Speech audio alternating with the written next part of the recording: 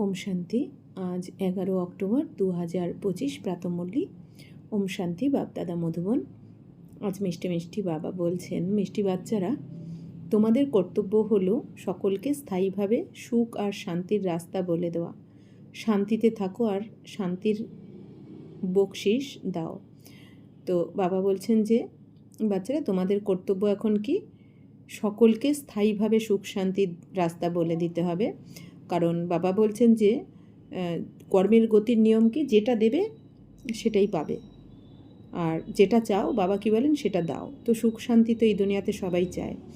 তো এই জন্য বাবা বলছেন কি, এই জন্য তোমরা সবাইকে সুখ শান্তির রাস্তাটা যদি বলে দাও, সবাইকে যদি সুখ শান্তি দিতে পারো, তাহলে তারাও তোমাকে দেবে, 84 জন্ম ধরে দিতে থাকবে। এই জন্য বাবা বলছেন কি, যে শান্তিতে থাকো, নিজেরাও শান্তিতে থাকো আর অন্যদেরকেও শান্তির বকশিস এখন দিতে থাকো।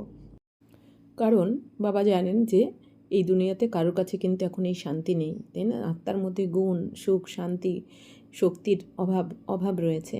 তো এই জন্য বাবা বলছেন কি, বাবা তোমাদের এসে রাস্তা দেখাচ্ছেন সুখ শান্তির, তো তোমরাও সুখ শান্তি পাচ্ছ এখন, আর অন্যদেরকেও তোমরা এটা দিতে থাকো। প্রশ্ন হচ্ছে, কোন গুপ্ত রহস্যকে বুঝতে পারার জন্য অসীম জগতের বুদ্ধির প্রয়োজন? অর্থাৎ বাবা বলছেন, বাবা যে আমাদের রহস্য বলছেন এখন সঙ্গমে এসে, তো কোন গুপ্ত রহস্যটাকে বোঝার জন্য বাবা বলছেন অসীম জগতের বুদ্ধির দরকার, অর্থাৎ সীমিত জগতের বুদ্ধির দ্বারা বোঝা যাবে না। উত্তর হচ্ছে, ড্রামার যে সিন যে সময় চলে সেই সময়ই চলবে। এই সময় পরিধি অ্যাকুরেট, বাবাও অ্যাকুরেট টাইমে আসেন, এতে 1 সেকেন্ডেরও পার্থক্য হতে পারে না। তো বাবা বলছেন পুরো 5000 বছর পরে বাবা এসে প্রবেশ করেন। এই গুরু রহস্যকে বুঝতে পারার জন্য অসীম জগতের বুদ্ধির প্রয়োজন। বাবা বলছেন বাচ্চারা, যখন তোমাদের এই থার্ড আই বাবা এসে খুলে দেন, জ্ঞানচক্ষু খুলে দেন, তখন তোমাদের এই অসীম জগতের বুদ্ধির দ্বারাই তোমরা বুঝতে পারো যে ড্রামাতে যে যে সিন চলছে, প্রতিটা সেকেন্ড বাই সেকেন্ড যা কিছু হয়ে গেছে বা হচ্ছে আর হতে থাকবে, সব কিছু কিন্তু বাবা বলছেন ঠিক সেই সময়ই চলবে 5000 বছর পরে আবার। অর্থাৎ এই 5000 বছরের মধ্যে সত্যযুগ থেকে কলিযুগ অবধি যা কিছু হয়ে গেছে বা হচ্ছে আর হবে, সেই সব কিছুই অ্যাকুরেট টাইমে আবার যখন নতুন কল্প শুরু হবে তখন থেকে ঠিক সেম একই ঘটনা আবার ঘটবে। কোনো কিছুর 1 সেকেন্ডও বাবা বলছেন পরিবর্তন হতে পারবে না। যেমন কি এই সময় আমরা যেইভাবে মুরলি ক্লাস শুনছি, পড়ছি, 5000 বছর আগেও আজকের দিনে এই সময় এইভাবেই যেই স্থানে বসে যেইভাবে যেই ড্রেস পোশাক পরে শুনছি, আগের কল্পেও আমরা আজকের দিনে এই সময় শুনেছি এই মুরলিটা, আজকেও শুনছি, আবার 5000 বছর পরে ঠিক আজকের টাইমে আজকের দিনে এইভাবেই বসে শুনব, তাই না? আমরা আজকের দিনে যে যা কর্ম করেছি ঠিক 5000 বছর আগেও আজকের দিনে ঠিক ওই কর্মটা ওই সেকেন্ডেই করেছি, আজকেও তাই করেছি, আর পরের কল্পেও আমরা 5000 বছর পর আজকের দিনে আবার যখন এই বিনাশের পর আবার যখন সত্য তেতা দাপর কলি ঘুরে আসবে, তো আজকের দিনে এই সময় আমরা এই দিনে ওই কর্মগুলোই করব, ঠিক ওই সেকেন্ডেই করব, তাই না? বাবা মুরলিতে কি বলেছেন, এখন যদি ঠিক এই সময়ে যদি সামনে থেকে একটা মাছি উড়ে যায়, ঠিক 5000 বছর আগেও তার মানে ওই টাইমেই মাছিটা উড়ে গেছিলো, এটা বুঝতে হবে। আবার আজকে গেল এই সময়, আবার 5000 বছর পরেও ঠিক এই সময় আজকের দিনে মাছিটা ওই আমার সামনে থেকে উড়ে যাবে। তো এতটা ভালো করে বাবা বলছেন কি বুঝতে হবে। এখন যদি একটা আকাশে ঘুড়ি ওড়ে, তো ঘুড়িটা এখন যেই সময় আমরা দেখছি আকাশের দিকে তাকিয়ে, যেই টাইমে আমরা যেই ডেটে যেই টাইমে আমরা দেখছি ঘুড়িটা উঠছে, ঠিক 5000 বছর আগেও ওই ডেটে ওই টাইমে ওই ঘুড়িটা উড়েছে, ওই কালারের ওই সেম, আজকেও তাই, আবার 5000 বছর পরেও আজকের দিনে ওই ঘুড়িটা ওইভাবে আমরা উঠতে দেখব। আবার আরও নানা রকমভাবে আমরা যদি বুঝতে চাই, যেমন আমরা যেইখানে রয়েছি, যেই স্থানে বা যেই ঘরে রয়েছি, ওই ঘরের প্রত্যেকটা জিনিস, যে জিনিসটা যেইখানে যেইভাবে রাখা রয়েছে, এখন তো বিনাশ হয়ে যাবে, কিছুই থাকবে না, কিন্তু এই একই জিনিস বা একই ব্যক্তি যারা আমাদের সাথে রয়েছে, এই একই ব্যক্তি, একই বস্তু বা একই পদার্থ, সব কিছু একদম অ্যাকিউরেট, কোনো এখান থেকে একটা সেকেন্ডেরও পার্ট কিছু এদিক ওদিক হবে না, একটা জিনিসও এদিক ওদিক নড়চড় হবে না। যেই জিনিসটা যেইখানে ঠিক যেইভাবে রয়েছে, যেই অবস্থায় রয়েছে, যেই শেপে রয়েছে, সেম টু সেম বাবা বলছেন 5,000 বছর আগেও ছিল আগের কল্পে, এই কল্পেও আজকের দিনে রয়েছে, আবার পরের কল্পে নতুন কল্পে আবার যখন শুরু হচ্ছে সত্যযুগ থেকে, তো সেই কল্পেও আজকের দিনে সেই জিনিসটাই সেখানেই থাকবে।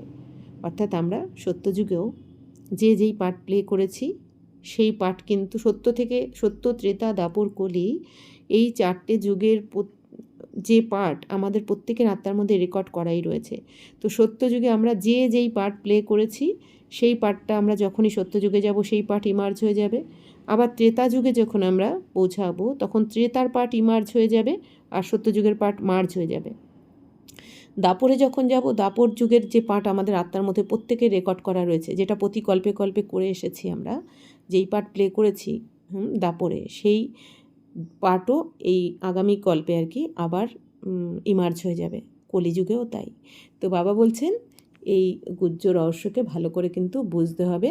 আর বাবাও অ্যাকুরেট টাইমেই আসেন, অর্থাৎ কি প্রতি কল্পের বাবা যেই টাইমে এই ব্রহ্মা বাবার শরীরে প্রবেশ করেন, যেই সেকেন্ডে ব্রহ্মা বাবার শরীরে প্রবেশ করেছেন, যেই দিন, যেই ডেট, যেই সময়, যেই সেকেন্ড, বাবা বলছেন ঠিক প্রতি কল্পে ওই একই সেকেন্ডে, ওই একই দিনে ব্রহ্মা বাবার শরীরেই কিন্তু শিব বাবা প্রবেশ করে আসেন। এক সেকেন্ডও বাবা বলছেন এতে পার্থক্য হতে পারে না। তাহলে আমাদের এইভাবে বুঝতে হবে যে আমরা, এই জন্য বাবা কী বলেন, কোনো প্রশ্ন করবে না।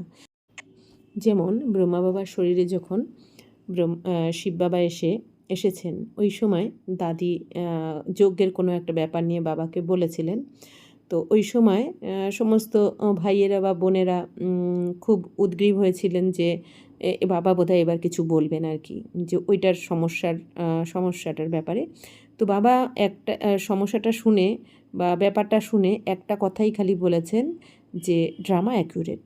বাবা কিন্তু আর কিচ্ছু বলেননি, কেন কিচ্ছু নয়, খালি একটা কথা যে ড্রামা অ্যাকুরেট।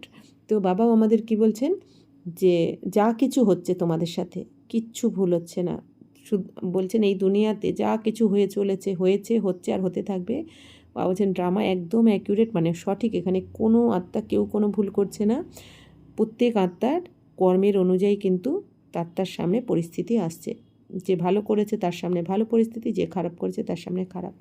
আমরা প্রশ্ন করতে থাকি কেন এরকম হলো, আমার সাথেই কেন এরকম হলো, এটা না হলে ভালো হতো, ওটা না হলে ভালো হতো, এটা এরকম করলে ভালো হতো। বাবা বলছেন না, কারণ তুমি যা কিছু পাচ্ছ, ভালো বা মন্দ, সুখ দুঃখ, তো বাবা বলছেন তোমারই করে আসা কর্মের ফল তোমার সামনে উপস্থিত হয়েছে, তাই না?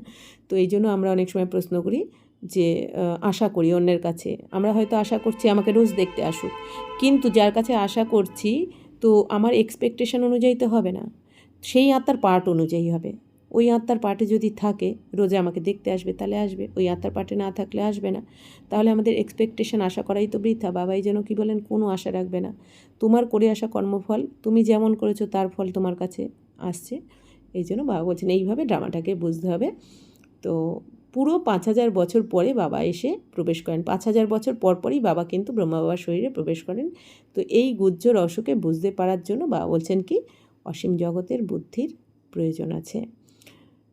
মুরলির প্রথমে গীত বেজেছে, দুনিয়া বদলে যাক আমরা বদলাবো না। ওম শান্তি।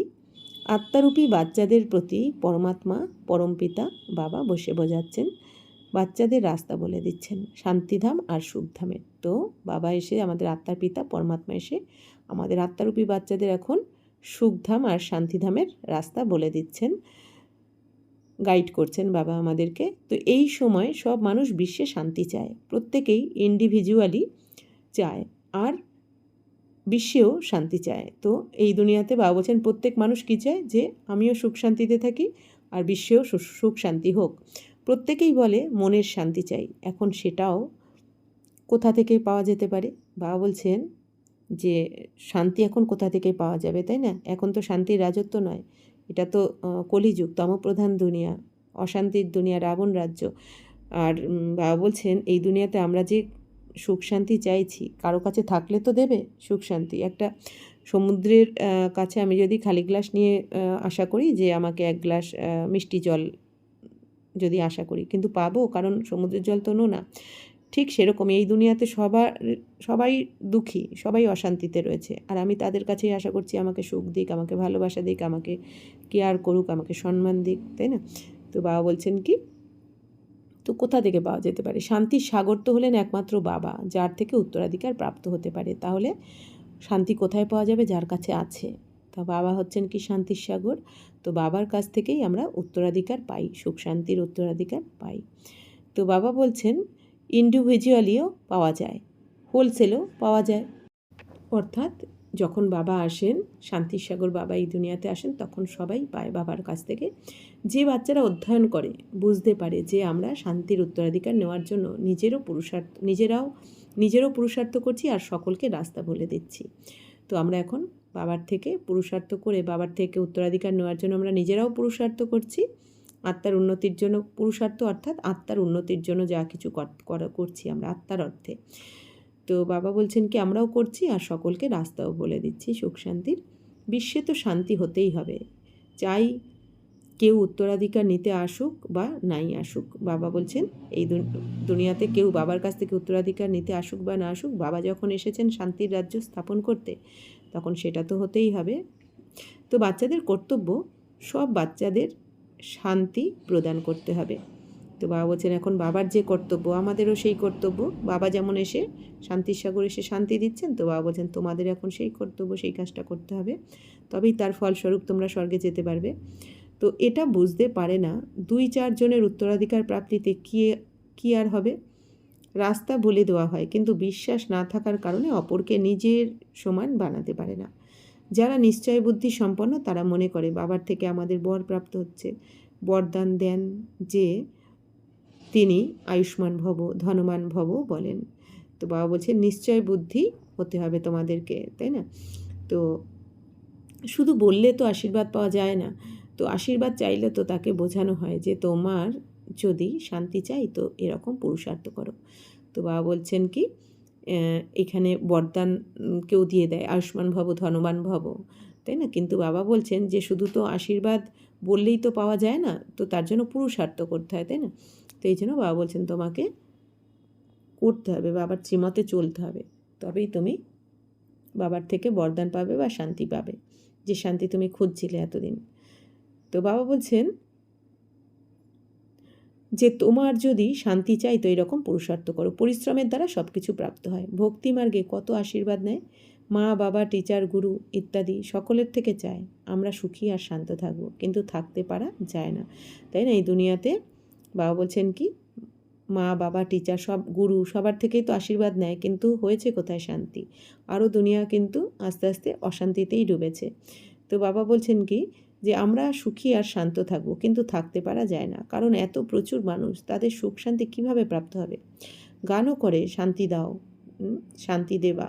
তো বুদ্ধিতে আসে হে পরমপিতা পরমাত্মা আমাদের শান্তির বকশিস দাও। বাস্তবে বকশিস বা ইনাম তাকেই বলে যে জিনিস হাতে তুলে দেওয়া হয়। তো বলে এটা হলো তোমার বকশিস, পারিতোষিক। তো বাবা বলেন বকশিস কেউ যাই কিছু করে, ধনের, মহলের, জামা কাপড় ইত্যাদি করে থাকে, সেটা হলো দান পুণ্য, অল্প সময়ের। তো বাবা বলছেন যেটা বকশিস দেওয়া হয় সেটা তো ধন দৌলত হতে পারে, বা কোনো মহল হতে পারে, জামা কাপড় হতে পারে। তো বাবা বলছেন সেটা তো দান পুণ্য, আর সেটা অল্প সময়ের জন্য। তো মানুষকে দিয়ে থাকে, সেটা দান পুণ্য করে থাকে অল্প সময়ের জন্য। তো বিত্তবান গরিবকে, অথবা বিত্তবানকে দিয়ে এসেছে, কিন্তু এটা তো হলো শান্তি আর সুখ, যা কিনা স্থায়ী। তো বাবা বলছেন এই দুনিয়াতে যে দান পুণ্য হয়েছে সেটা তো ক্ষণস্থায়ী, অল্প সময়ের জন্য, কিন্তু বাবা এখন এসে যে সুখ শান্তি স্থাপন করছেন, বাবা বলছেন এটা তো স্থায়ী সুখ, এটা তো তোমাদের ননস্টপ 21 জন্ম থাকবে, অবিনাশী। আর এই সুখ শান্তি তোমাদের কাছ থেকে কেউ ছিনতাই করতে পারবে না, বাবা বলছেন। তো বাবা বলছেন যে এখানে তো কেউ এক জন্মের জন্য সুখ শান্তি দিতে পারে না, কারণ তাদের কাছে তো নেই। তো বাবা বলছেন এই দুনিয়াতে কারো কাছে থাকলে তবে তো দেবে। এই দুনিয়াতে তো স্বার্থের দুনিয়া, হ্যাঁ, দিলে দেব, আমার উপকার করলে তবে করব, আমার ভালো করলে তবে করব, আমাকে সাহায্য করলে তবে করব। তো এখানে স্বার্থের দুনিয়া, এখানে সুখ শান্তি কেউ কাউকে দিতে পারে না। তো দিতে সক্ষম একমাত্র বাবা, ওনাকে সুখ শান্তি পবিত্রতার সাগর বলা হয়ে থাকে। তো বাবা বলছেন তাহলে যার কাছে, এই দুনিয়াতে সবাই খালি এখন, কারোর কাছেই নেই যে দেবে, সব আত্মারা খালি হয়ে গেছে একদম, কারোর মধ্যে কোনো গুণ শক্তি বেঁচে নেই। তো এই জন্য বাবা বলছেন কি তাহলে কে দিতে পারে এই সুখ শান্তি? যার কাছে আছে। তো সে কে? একমাত্র আমাদের শিব বাবা, যিনি সুখের সাগর, শান্তির সাগর, পবিত্রতার সাগর। উচ্চতমের চেয়ে উচ্চ ভগবানেরই মহিমার সুখ্যাতি করা হয়, বুঝতে পারে যে ওনার থেকেই শান্তি পাওয়া যাবে।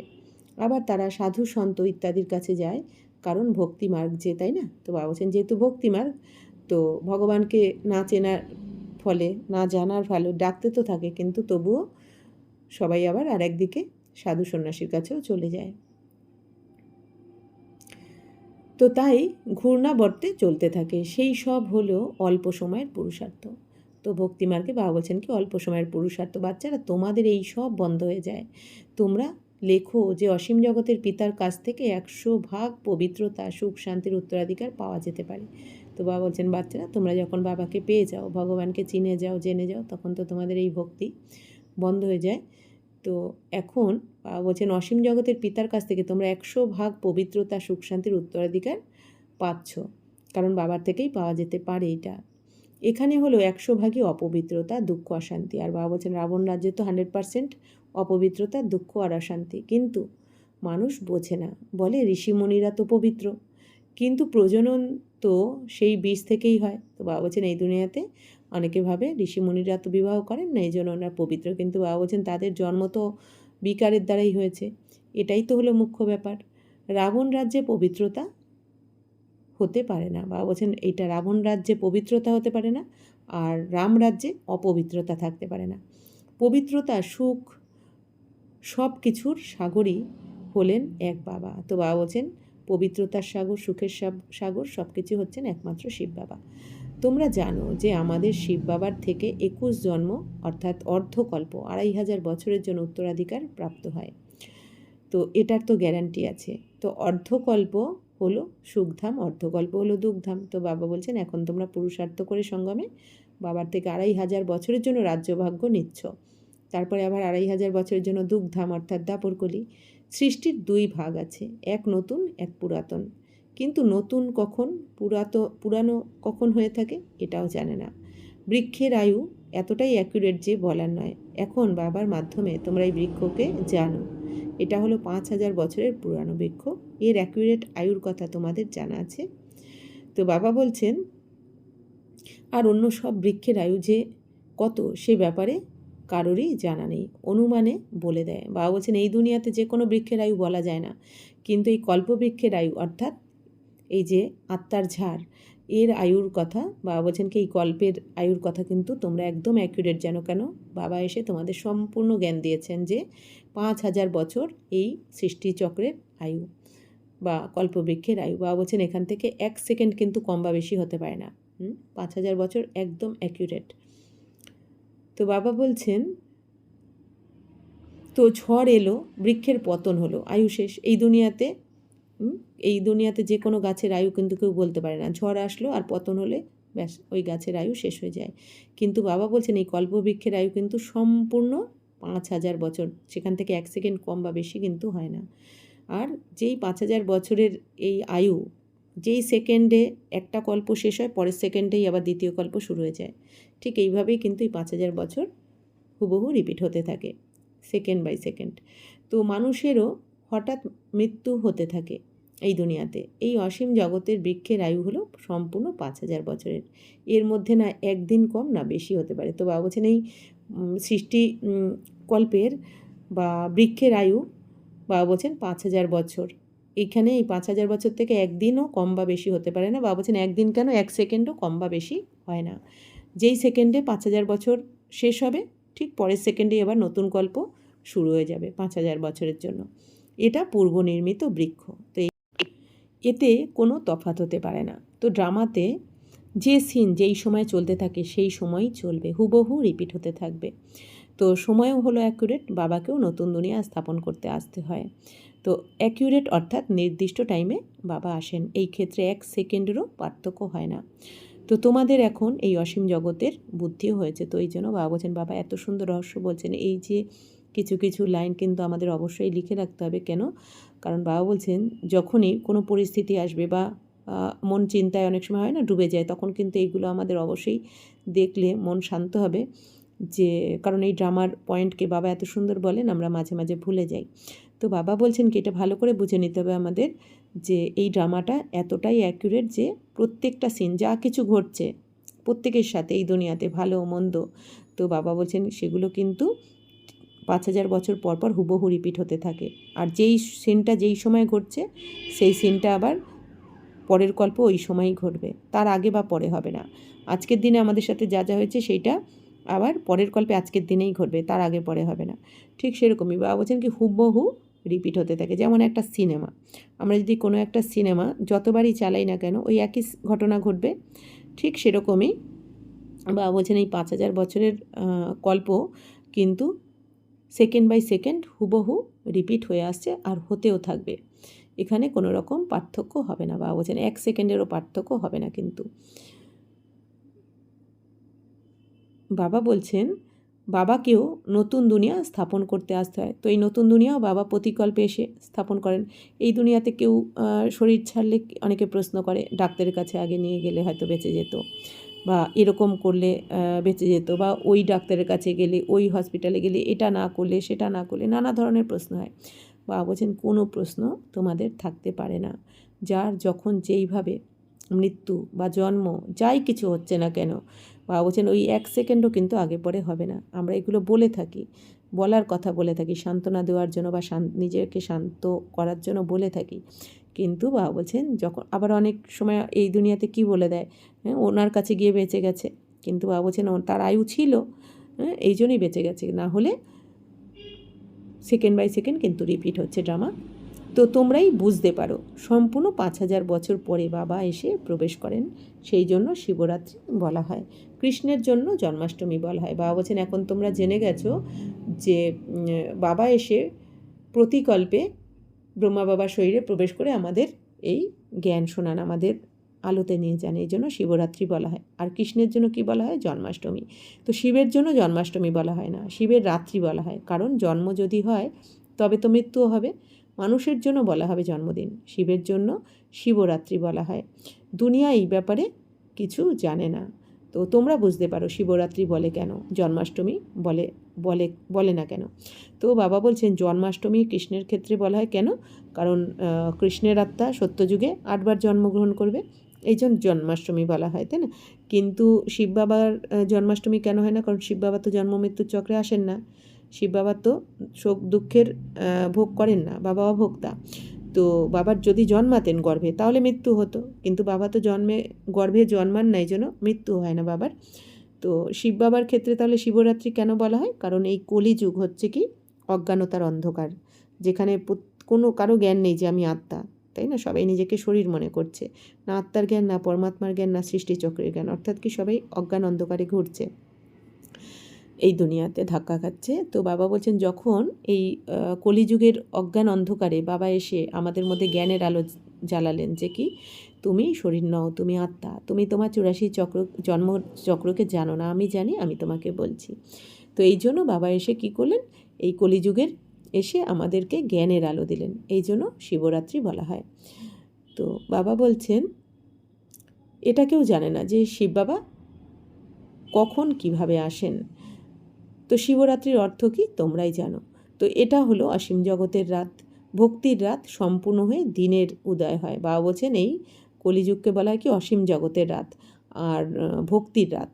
তো সম্পূর্ণ হয়ে দিনের উদয় হয়ে যায়, তাই না? বাবা যখন আসেন এই রাত সম্পূর্ণ হয়ে উদয় হয়, অর্থাৎ বাবা এসে আমাদের এই অজ্ঞান অন্ধকার থেকে জ্ঞানের আলোতে নিয়ে আসেন, রাজযোগের জ্ঞানের দ্বারা, আত্মার পরমাত্মার জ্ঞানের দ্বারা।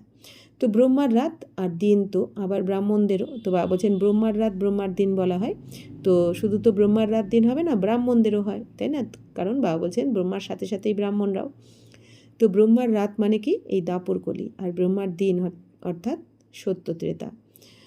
তো একজন ব্রহ্মার খেলাই শুধু কি চলে নাকি? এখন তোমরা জানো যে এখন দিন শুরু হতে হবে। এই ঈশ্বরীয় পাঠ পড়তে পড়তে গিয়ে নিজ গৃহে তোমরা পৌঁছাবে, আবার দিনে আসবে। বাবা বলছেন এই যে এখন তোমরা ঈশ্বরীয় পঠন পাঠন করছো, এর দ্বারা তোমরা এখন নিজের গৃহে যাবে পরমধামে, তারপর আবার দিনে আসবে, অর্থাৎ স্বর্গে সত্যযুগে আসবে তোমরা। অর্থাৎ সত্যযুগকে কি বলা হয়? সকাল, ত্রেতাকে বলা হয় দুপুর, দাপরকে বলা হয় বিকেল, আর কলিযুগ মানে রাত।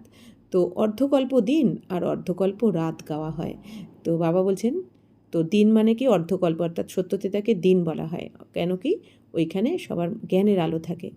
আর দাপরকলিকে অর্ধকল্পের রাত বলা হয়, কেন দাপরকলিতে সবাই ভুলে যায় যে আমি আত্মা, নিজেকে শরীর মনে করে অজ্ঞান অন্ধকারে চলে যায়।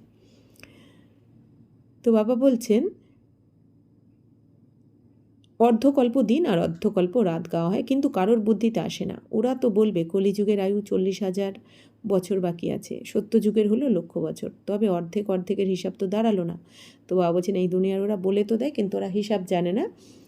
তো বাবা বলছেন কল্পের আয়ু কত তা কেউ জানে না এই দুনিয়াতে, তোমরা সমগ্র বিশ্বের আদি মধ্য অন্তকে জানো। বাবা বলছেন বাবা যখন আসেন তখন বাবার দ্বারা আমরা এই সৃষ্টিচক্রের সমস্ত রহস্যকে কিন্তু আমরা জেনে যাই। তো 5,000 বছর পর পর সৃষ্টিচক্র আবর্তিত হতে থাকে। তো বাবা বলছেন কি শুধু কোনো 1,00,000 বছর নয় বা 40,000 বছরও নয়, শুধুমাত্র 5,000 বছর পর পর এই সৃষ্টিচক্র ঘুরতে থাকে, হুবহু রিপিট হতে থাকে। আর 5,000 বছরের মধ্যে আমরা 84 বার জন্ম নিয়ে থাকি টোটাল, তার থেকে বেশি হয় না। বিশ্ব তো আছেই, সেখানে ভূমিকা পালন করতে করতে মানুষই বিরক্ত হয়ে যায়। এ কেমন আবাগমন, অর্থাৎ আসা যাওয়া। তো যদি 84 লক্ষ জন্মের আবাগমন হতো, না জানি কি হতো। বাবা বলছেন শুধু 84 জন্মেই এখন এই দুনিয়াতে কারো পা রাখার জায়গা নেই, এত জনসংখ্যা হয়ে গেছে। আর মানুষের জীবনে দুঃখ অশান্তি এত বেশি যে কোনো আত্মার মধ্যে আর শক্তিই নেই উঠে দাঁড়ানোর। তো বাবা বলছেন তাহলে যদি 84 লক্ষ জন্ম হতো তাহলে কি হতো এই দুনিয়াতে। তো না জানার ফলে কল্পের আয়ু বড় বানিয়ে দেয়। তো এখন তোমরা বাচ্চারা বাবার সম্মুখে পড়াশোনা করছো, ভিতরে ভিতরে ভাবনা আসে, আমরা প্র্যাকটিক্যালে বসে আছি। পুরুষোত্তম সঙ্গম যুগকেও অবশ্যই আসতে হবে। তো কখন আসে, কিভাবে আসে, এটা কেউই জানে না। তো বাবা বলছেন পুরুষোত্তম সঙ্গম যুগ তো কলিযুগের শেষ আর সত্যযুগের শুরুতে হয়। অর্থাৎ পুরুষোত্তম মানে কি আত্মা যখন শ্রেষ্ঠ হয়ে ওঠে, পুরুষ মানে আত্মা, উত্তম মানে সর্বশ্রেষ্ঠ। আর সঙ্গম যুগ মানে আত্মার সাথে যখন পরমাত্মার মিলন হয়, বাবা যখন আসেন তখন আমরা আত্মারা মিলিত হই, তখন আমরা আত্মারা বাবার শ্রীমতে চলে উত্তম মানে সর্বশ্রেষ্ঠ হয়ে উঠি। এই জন্য পুরুষোত্তম সঙ্গম যুগ বলা হয়। তো বাবা বলছেন তো এই যুগ কখন কিভাবে আসে এই দুনিয়ার কেউ জানে না, তোমরা বাচ্চারা জানো বলে কত গদগদ হয়ে যাওয়া উচিত। তো তোমরাই প্রতিকল্পে উত্তরাধিকার প্রাপ্ত করো, অর্থাৎ মায়ার উপর বিজয় প্রাপ্ত করো, আবার পরাজিত হও। বাবা বলছেন বাচ্চারা যেহেতু ড্রামা হুবহু রিপিট হতে থাকে, অর্থাৎ তোমরাই প্রতিকল্পে বাবার কাছে পড়াশোনা করে তোমরাই ঈশ্বরীয় পঠন পাঠন করে তোমরাই বাবার থেকে উত্তরাধিকার প্রাপ্ত করো, স্বর্গের উত্তরাধিকার, বাবার থেকে জ্ঞান গুণ শক্তির উত্তরাধিকার তোমরাই পাও। আর তোমরাই মায়ার ওপর বিজয় প্রাপ্ত করে স্বর্গ রাজত্ব করো, আবার দাপট থেকে তোমরাই পরাজিত হয়ে যাও। তো এটা 5,000 বছর ধরে এইভাবেই হুবহু রিপিট হতে থাকে। এটা হলো অসীম জগতের হার আর জিত। তো সেই সব অর্থাৎ দাপরের রাজাদের তো অনেক হার জিত হতে থাকে, অনেক লড়াই লাগতে থাকে। ছোট লড়াই লাগলে বলে দেয় এখন আমরা জিতেছি। কি জিতেছে? সামান্য টুকরোকে জিতেছে। বড় লড়াইতে হারলে তো আবার ঝান্ডা ফেলে দেয়। তো সবার প্রথমে তো এক রাজ্য থাকে, তারপর আর সব বৃদ্ধি পেতে থাকে। তো বাবা বলছেন প্রথমে এক রাজ্য অর্থাৎ শুধু ভারতই থাকবে স্বর্গে, তারপর আস্তে আস্তে অন্যান্য সব রাজ্য বৃদ্ধি পেতে থাকবে দাপর থেকে। তো সর্বপ্রথমে তো এই লক্ষ্মীনারায়ণের রাজ্য ছিল, তারপর আর সব রাজাদের আসা শুরু হলো। তো লক্ষ্মীনারায়ণ রাজত্ব করবেন সত্যযুগে, তারপর রাম সীতার দুনিয়া ত্রেতা, তারপর বাবা বলছেন অন্যান্য রাজারাও আসতে শুরু করবেন। যেমন পোপের দেখানো হয়, প্রথমে একজন ছিল, তারপর আরও পোপ বসতে থাকলো। কারোর মৃত্যুর তো আর ঠিকানা নেই, তাই না?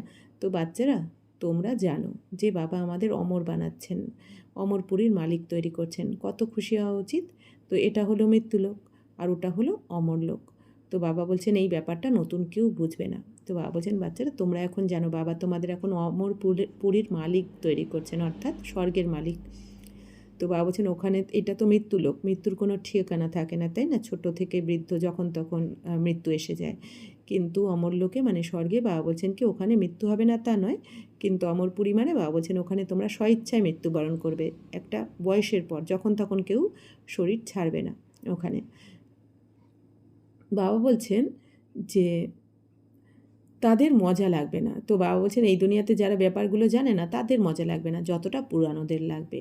তো দিন দিন বৃদ্ধি প্রাপ্ত হতে থাকে। বাবা বলছেন যে তোমরাই তো পুরানো, অর্থাৎ কি আমরাই সবার থেকে প্রথম এসেছি এই দুনিয়াতে। তো বাবা বলছেন তোমাদেরই দিন দিন এই বৃদ্ধি পেতে থাকবে, তোমাদেরই মজা লাগবে। তো বাবা বলছেন দিন দিন আত্মাদের বৃদ্ধি পেতে থাকবে, অর্থাৎ আসতে থাকবে জ্ঞানে। বিশ্বাস সুদৃঢ় হয়ে যায়। এক্ষেত্রে সহনশীলতা হওয়াও খুব জরুরি। তো এটা তো হলো আসুরি দুনিয়া, দুঃখ দিতে দেরি করে না। বা বলছেন এই আসুরি দুনিয়া মানে রাবণ রাজ্যে, এখানে কিন্তু কেউ কাউকে দুঃখ দিতে দেরি করে না, আগে থেকেই প্ল্যান বানিয়ে রাখে, তাই না? কীভাবে এর প্রতিশোধ নেব, কীভাবে ওকে কাঁটা দেওয়া যায়, কিভাবে ওকে দুঃখী করা যায়, তাই না? কীভাবে প্রতিশোধ নেওয়া যায়। বাবা বলছেন এই দুনিয়াতে আগের থেকেই প্ল্যান বানাতে থাকে। তো বাবা বলছেন যে দুঃখ দিতে দেরি করে না এখানে কেউ। তো তোমাদের আত্মা বলে এখন আমরা বাবার শ্রীমত অনুযায়ী চলছি, আমরা আছি সঙ্গম যুগে, তাছাড়া সব কলিযুগে আছে, আমরা এখন পুরুষোত্তম হয়ে উঠছি। তো বাবা বলছেন তোমরা যারা বাবার কাছে এসেছো, যারা এই জ্ঞান শুনছো, তারা সঙ্গম যুগে রয়েছে, বাকি যারা এখনও বাবাকে চেনেনি জানেনি তারা তো কলিযুগেই রয়েছে। তো পুরুষের মধ্যে উত্তম পুরুষ অধ্যয়নের দ্বারাই হয়, অর্থাৎ বাবা বলছেন তোমরা কী করে শ্রেষ্ঠ হবে, এই ঈশ্বরীয় পঠন পাঠনের দ্বারা, পড়াশোনার দ্বারাই চিফ জাস্টিস ইত্যাদি হয়, তাই না? বাবা তোমাদের পড়াচ্ছেন, এই অধ্যয়নের দ্বারাই নিজের নিজের পুরুষার্থ অনুসারে তোমরা পদ প্রাপ্ত করো। বাবা বলছেন এই পড়াশোনা যে যত ভালো করবে, যত তোমরা জ্ঞানী যোগী হবে, জ্ঞান ধারণ করবে, তত তোমরা উঁচু পদ পাবে। যে যত অধ্যয়ন করবে ততটাই গ্রেড বা পদ প্রাপ্ত করবে। এতে রাজত্বের গ্রেড রয়েছে, ওই পড়াশোনাতে রাজত্বের গ্রেড হয় না। তো বাবা বলছেন এই দুনিয়ায় পড়াশোনা করে তো রাজত্ব পাওয়া যায় না বা গ্রেড হয় না, তো কিন্তু এখানে তোমাদের গ্রেড রয়েছে, অর্থাৎ পদ রয়েছে। তোমরা জানো যে আমরা রাজারও রাজা হয়ে উঠি, অর্থাৎ দেবী দেবতা হয়ে উঠি। তো তাই ভেতরে ভেতরে কত খুশি হওয়া উচিত। রাজার রাজা মানে দাপর যুগে যে রাজারাও দেবী দেবতাদের পুজো করবে, তো এই জন্য আমরা হচ্ছি রাজারও রাজা। তো আমরা ডবল মুকুটধারী, অনেক উচ্চ স্থানাধিকারী হব। তো ডবল মুকুট মানে কি, দেবী দেবতাদের একটা হচ্ছে মাথার পেছনে যেটা লাইটের মুকুট বা পবিত্রতার মুকুট, আর একটা হচ্ছে রত্নজড়িত মুকুট বা প্রালব্ধের মুকুট। তো বাবা বলছেন ভগবান বাবা আমাদের পড়াশোনা করাচ্ছেন, কেউ কখনো বুঝতে পারবে না যে নিরাকার বাবা কিভাবে এসে অধ্যয়ন করান। তো বাবা বলছেন এই দুনিয়াতে কেউ বুঝবে না যে নিরাকার শিব বাবা কীভাবে এসে পড়াচ্ছেন, কিন্তু ব্রহ্মাকুমার কুমারী যারা তারাই জানেন যে বাবা এসে কিভাবে পড়াচ্ছেন। তো মানুষ ডাকেও যে হে পতিত পাবন এসে আমাদের পবিত্র করো, তবুও পবিত্র হতে পারে না। বাবা বলেন কাম হলো মহাশত্রু, তোমরা একদিকে ডাকতে থাকো যে পতিত পাবন এসো, এখন আমি এসে বলছি বাচ্চারা পতিতপনা ছেড়ে দাও, তো তোমরা ছাড়ো না কেন? এইভাবে কি বাবা তোমাদের পবিত্র করবেন আর তোমরা পতিত হতে থাকবে?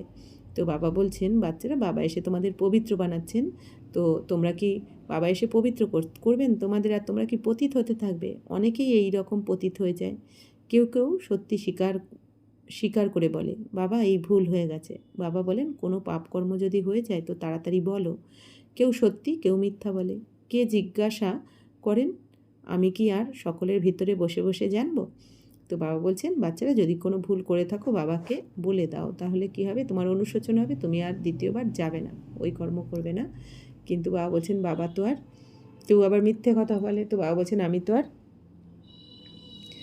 ভেতরে বসে জানবো কী করে, তো এ তো হতে পারে না, আমি আসি শুধু মত দিতে, পবিত্র না হলে তোমাদেরই লোকসান। বাবা বলছেন বাবা আমাদের শ্রীমত দিচ্ছেন। বাবা বলছেন এবার যদি বাবার শ্রীমতে চলে পবিত্র হও তাহলে ভালো, উঁচু পদ পাবে, আর যদি না হও সাজা পেয়ে পবিত্র হতে হবে, তো তোমারই লস হয়ে যাবে, সাজাও পাবে আবার পদও কম হয়ে যাবে। বাবা বলছেন তোমারই ক্ষতি, পরিশ্রম করে পবিত্র থেকে আবার পতিত হয়ে যাবে, তবে তো যা উপার্জন করলে সব চলে যাবে।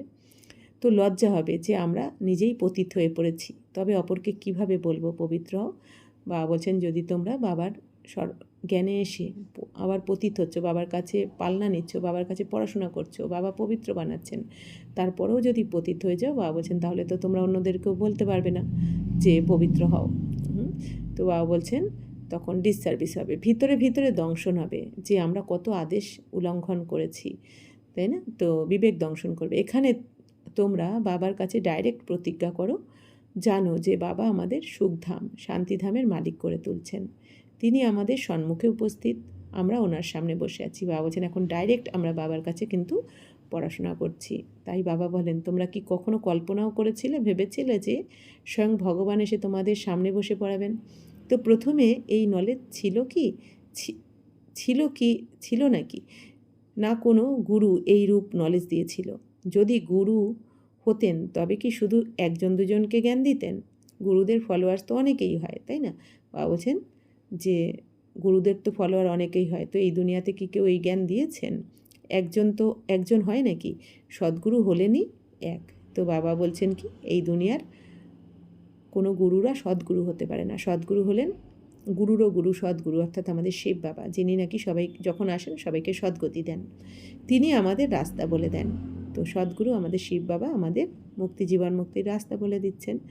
আমরা আবার অপরকে বলি, তোমরা সবাইকে বলো বাবাকে স্মরণ করো, ব্যাস। উচ্চতমের চেয়েও উচ্চ বাবাকে স্মরণ করলে উচ্চ পদ প্রাপ্ত হবে। তোমরা রাজার রাজা হচ্ছ, তোমাদের কাছে অগুন্তি ধন থাকবে। তোমরা তো এখন নিজেদের ঝুলি ভরছ। বাবা বলছেন, বাচ্চারা এখন এই দুনিয়ার অল্পকালের এই ধন দৌলতের পেছনে তোমরা দৌড়িও না। বাবা বলছেন যে তোমরা এই জ্ঞান ধনের পেছনে ছোটো। হ্যাঁ, তো বাবা বলছেন তোমাদের কাছে অগুন্তি ধন থাকবে। তো এই জ্ঞান ধনে যদি নিজেকে ভরপুর করো, তো এই জ্ঞান ধনই সত্যযুগ থেকে তোমার স্থূল ধনে পরিণত হয়ে যাবে। তা বাবা বলছেন কি, স্বর্গে তোমাদের অগুন্তি ধন থাকবে, ওখানে কারোর কোনো অভাব থাকবে না। তো আমাদের এখন বাবা বলছেন তোমরা জেনে গেছো, তোমাদের এখন ঝুলি ভরছেন শিব বাবা। বলা হয় কুবেরের কাছে অনেক ধন ছিল, বাস্তবে তোমরা প্রত্যেকে হলে এক একজন কুবের। তো বাবা বলছেন এই যে এই দুনিয়াতে কুবের দেবের পুজো করা হয় বা স্মরণ করা হয়। তো বাবা বলছেন সেই কুবের কে? তোমরাই, কারণ তোমাদের কাছেই সব থেকে বেশি ধন থাকে। তো তোমাদের বৈকুণ্ঠরূপী ধন ভাণ্ডার প্রাপ্ত হয়। তো খোদা দোস্তেরও গল্প আছে। প্রথমে সে যাকে পেত তাকে একদিনের জন্য বাদশাহী দিত। এই সব হলো দৃষ্টান্ত। আল্লাহ মানে বাবা, তিনি আলাদিন রচনা করেন, তারপর সাক্ষাৎকার হয়ে যায়। তোমরা জানো যে সত্যই আমরা যোগবলের দ্বারা বিশ্বের বাদশাহী প্রাপ্ত করি। अच्छा, मीठे मीठे सिकिलादे बच्चों प्रति माता पिता बाप दादा का याद प्यार और गुड मॉर्निंग। रूहानी बाप की रूहानी बच्चों को नमस्ते। हम रूहानी बच्चों की रूहानी बाप दादा को पदम गुना नमस्ते नमस्ते नमस्ते। थैंक यू बाबा, शुक्रिया। ধারণার জন্যে মুখ্য সার, এই আসরিক দুনিয়াতে খুবই সহনশীল হয়ে থাকতে হবে। কেউ গালি দিক বা দুঃখ দিক তাও সহ্য করতে হবে। বাবার শ্রীমত কখনো ছাড়তে নেই। তো বাবা বলছেন বাচ্চারা এখন এই আসরিক দুনিয়াতে রয়েছে, তো এখানে তোমাদের অনেক সহনশীল হয়ে থাকতে হবে। এই জন্যই বাবা কিন্তু আমাদের সহ্যশীলতার শক্তি দিয়েছেন, সহন শক্তি দিয়েছেন। বাবা বলছেন এখানে যদি কেউ গালাগালও দেয় তোমাকে বা অপমান করে বা দুঃখ দেয়, তাও সহ্য করতে হবে। কেন? কারণ তুমি যেটা দিয়ে এসেছো সেটাই সে তোমাকে এখন রিটার্ন করছে। তো কর্মের অ্যাকাউন্ট চুক্ত হচ্ছে, এই জন্য ধৈর্য ধরে সেই আত্মার শুভ ভাবনা শুভকামনা দিতে থাকো। আর যদি তুমি আবার নতুন করে তাকে তার কেউ গালাগাল দিচ্ছে বা তোমাকে অপমান করছে, তুমি যদি নতুন করে আবার তাকে খারাপ ব্যবহার করো তার সাথে, তাহলে আবার নতুন করে আবার বানিয়ে ফেললে, একটা চুক্তুল আবার নতুন করে তুমি বানালে কার্মিক অ্যাকাউন্ট, এই জন্য আবার তোমাকে সেটা নিতে হবে। এই জন্য বাবা বলছেন তোমাদের এখন সহ্য করতে হবে, আর বাবার শ্রীমত কখনোই ছেড়ো না। তো বাবা ডাইরেক্ট পবিত্র হওয়ার আদেশ জারি করছেন বা ফরমান দিচ্ছেন, তাই কখনো পতিত হয়ে না। কখনো কোনো পাপ হয়ে গেলে লুকিও না। বাবা বলছেন কোনো পাপ হয়ে গেলে বাবাকে বলে দাও, তাহলে ক্ষমা হয়ে যাবে। বরদান, এক নামী আর ইকোনমির পাঠের দ্বারা দোলাচলের মধ্যেও অবিচল অনর্ভব। সময় অনুসারে বায়ুমণ্ডলে অশান্তি আর দোলাচল বৃদ্ধি হতে থাকছে। এই রকম সময়ে অবিচল অনড় থাকার জন্য বুদ্ধির লাইন অত্যন্ত ক্লিয়ার হওয়া চাই। বাবা বলছেন বাচ্চারা এখন যে সময় চলছে একদম দুনিয়ার অন্তিম সময়, বিনাশের একদম অন্তিম সময়। বাবা বলছেন দুনিয়া পরিবর্তনের সময়। তো বাবা বলছেন এইরকম বায়ুমণ্ডলে এখন অশান্তি আর দোলাচল কিন্তু বৃদ্ধি হচ্ছে পুরো দুনিয়াতে। তো বাবা বলছেন এই সময় অবিচল আর অনড় থাকার জন্য, মানে আত্মার স্থিতি কখনো চঞ্চল হবে না, টলমল করবে না, নড়বড়ে হবে না। তো অনড় থাকার জন্য বুদ্ধির লাইন এখন অত্যন্ত ক্লিয়ার হতে হবে, অর্থাৎ পবিত্র বুদ্ধি হতে হবে, শান্ত হতে হবে। এর জন্য সময় অনুসারে টাচিং আর ক্যাচিং পাওয়ারের আবশ্যকতা রয়েছে। একে বৃদ্ধি করার জন্য এক নামই আর ইকোনমি হওয়া। বাবা বলছেন বাচ্চারা যে সময় এখন চলছে, তো বাবা বলছেন এই সময়তে তোমাদের বুদ্ধির লাইন তো ক্লিয়ার হতে হবে।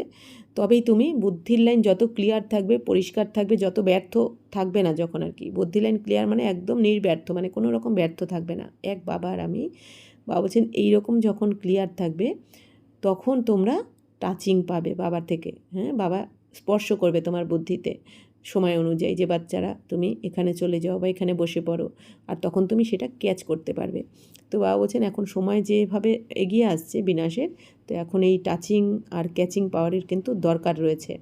তো বাবা বলছেন এবার একে বৃদ্ধি করার জন্য কী করতে হবে, একনামি আর ইকোনমি হতে হবে। একনামি মানে কি, বাবা বলছেন যদি বাবা যে টাচ করাবেন তোমার বুদ্ধিতে, আর তুমি যদি সেটা ক্যাচ করতে চাও, বাবা কি বলতে চাইছেন, কি মেসেজ দিচ্ছেন আমাকে, তাহলে বাবা বলছেন যে একনামি হও। অর্থাৎ একনামি মানে কি, এক বাবার লগনে মগ্ন হয়ে যেতে হবে।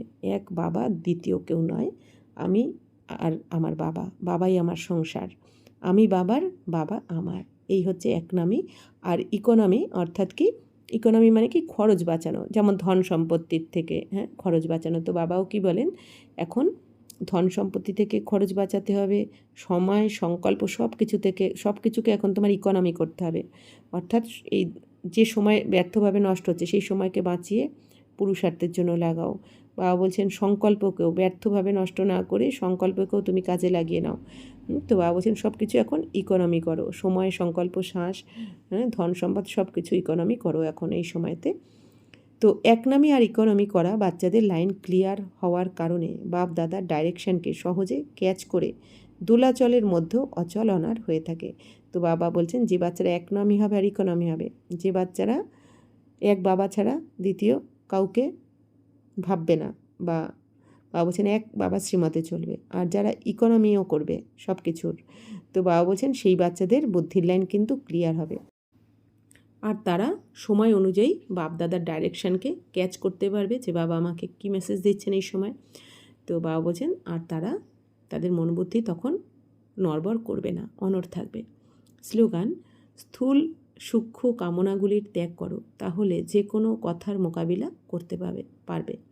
বাবা বলছেন বাচ্চারা তোমাদের স্থূল কামনা বাসনাও রেখো না, আর সূক্ষ্ম কামনা বাসনাও কিচ্ছু রেখো না, এগুলোকে এখন ত্যাগ করো। কারণ বাবা বলছেন কি তোমরা যোগী আত্মা, আমরা এখন ভোগী নই, যোগী আত্মা। এখন আমাদের বাবা বলছেন থাকো ঘর সংসারে, ইউজও করো, সব কিছু ইউজ করবো না সেটা নয়, কিন্তু বাবা বলছেন কোনো কামনা বাসনা ইচ্ছা মাত্র মাবিদ্যা হতে হবে। বাবা বলছেন এই কামনাকে ত্যাগ করো, সূক্ষ্মরূপেও কামনাগুলোকে ত্যাগ করো, মানে মন বুদ্ধির দ্বারা আর কি।